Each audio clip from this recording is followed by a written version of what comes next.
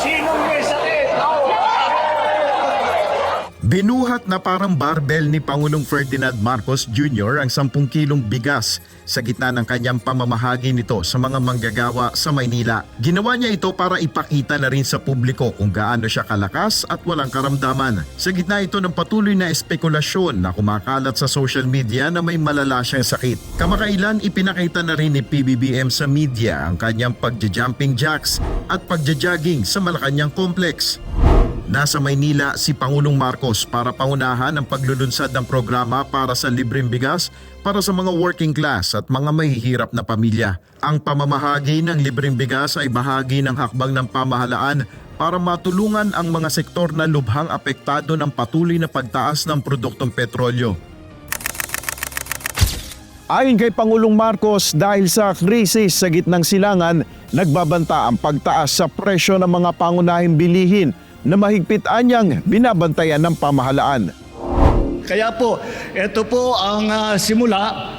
Kagaya ng sabi ko, nauna ang Maynila, ngunit patuloy po ito at saka buong bansa ay mabibigyan natin.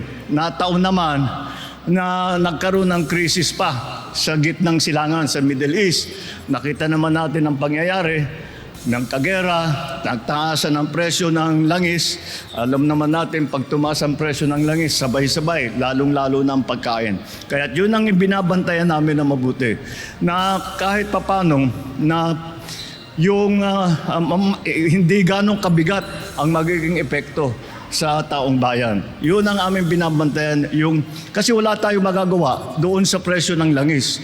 Ngunit sa presyo ng pagkain, yun, meron tayong magagawa. Unang inilunsad ang programa sa Maynila ngayong araw at ipatutupad ito sa buong bansa. Ayon kay Pangulong Marcos, nakapagpalabas na ang gobyerno ng nasa 15 billion pesos para sa programa na pamamahagi ng libreng bigas. Ipinahayag naman muli ni PBBM ang kanyang ninanais na makamit bago siya bumaba sa pwesto sa taon 2028. Sana po ay kahit papaano matupad ang aking pangarap na pagbaba ko bilang Pangulo, wala na pong gutom na Pilipino.